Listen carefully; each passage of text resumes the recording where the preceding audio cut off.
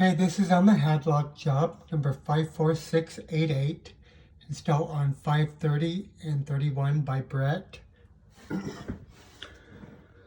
So this is a downflow furnace.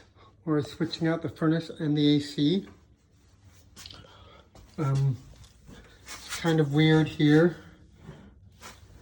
There's a duct going down here. And kind of debating on this. I drew it like this, and then just having you inside this box cut this piece of angle and angle it for the wood. But I'm debating whether or not just get rid of everything, but that's a lot of work. So I probably won't do that because I'm sure Jason didn't put all that into this job. Now if we did do this, this is a side view of the coil. So basically going to be using this same 16 by 14 duct here, but then there's a truss right here, 1.5 truss, but we can cut another one in the back to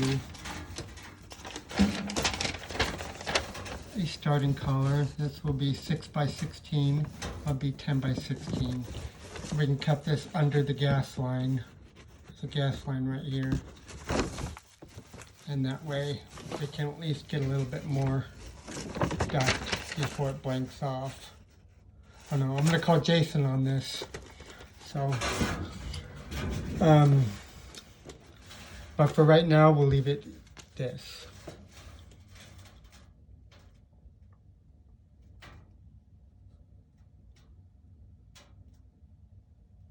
Okay, so that's 3 inches to the wall now.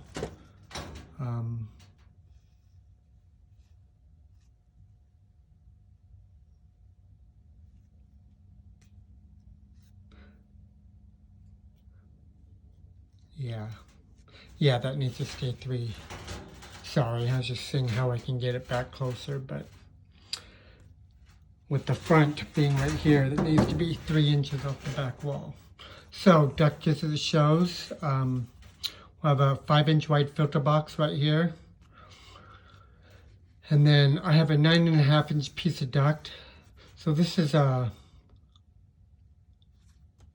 B -3, so it'll go towards the wall 3 inches. And then this one is B3, meaning it'll come towards us 3 inches. So this here, 9.5-inch piece, will be flat, tight against the wall up here.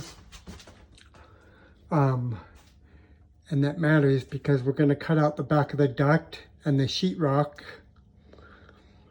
and use the sheetrock for the panning. But behind the furnace, behind this cabinet here, we're going to put a 30 by 8 flat grill right above the baseboard. Okay.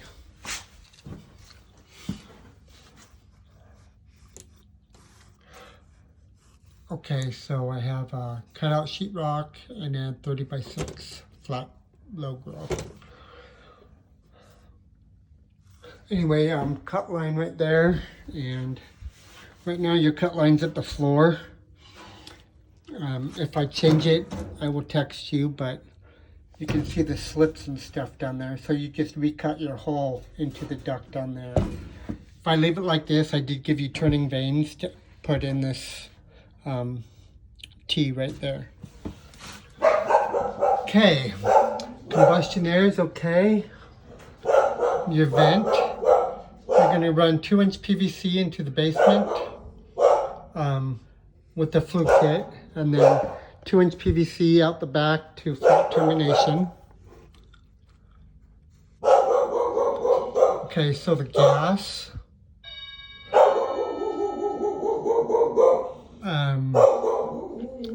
So from the caulk, you're going to add a 6 and then a flex T, triple egg, 12 inch into the furnace. AC will go over in a minute.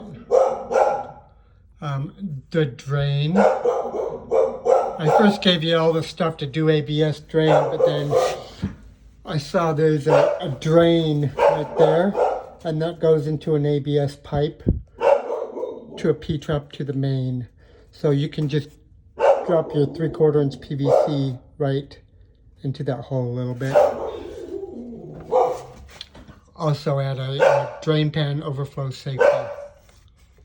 Stat. The thermostat has used Ecobee, but he has a nest. They have a nest on the wall. I'm guessing that Jason probably just thought this was an Ecobee, but if he gives you an Ecobee, then of course use that.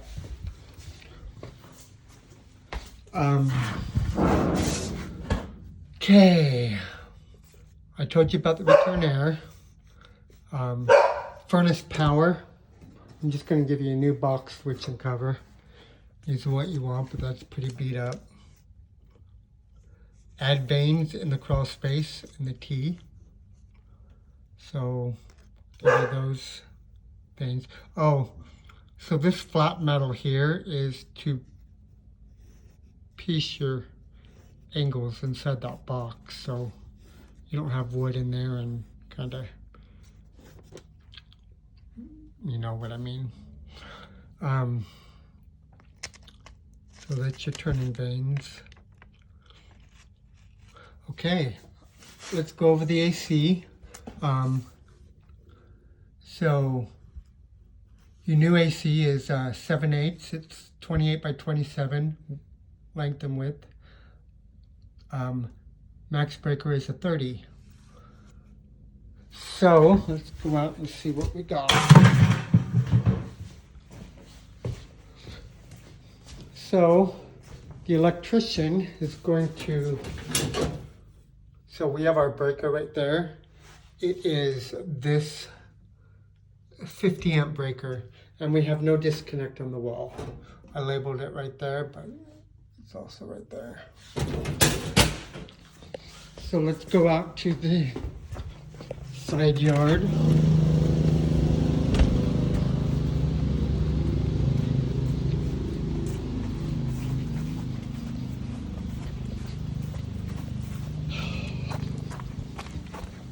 Okay, so we have an existing pad here, cement, so we don't need a pad. So replace the Rippitex as needed. I'll give you 6 feet. We have no disconnect, so our electrician's going to have to bring this up to a new disconnect, and then also change that breaker in the inside panel from the 50 amp to a 30 amp Siemens breaker. And I think that's it.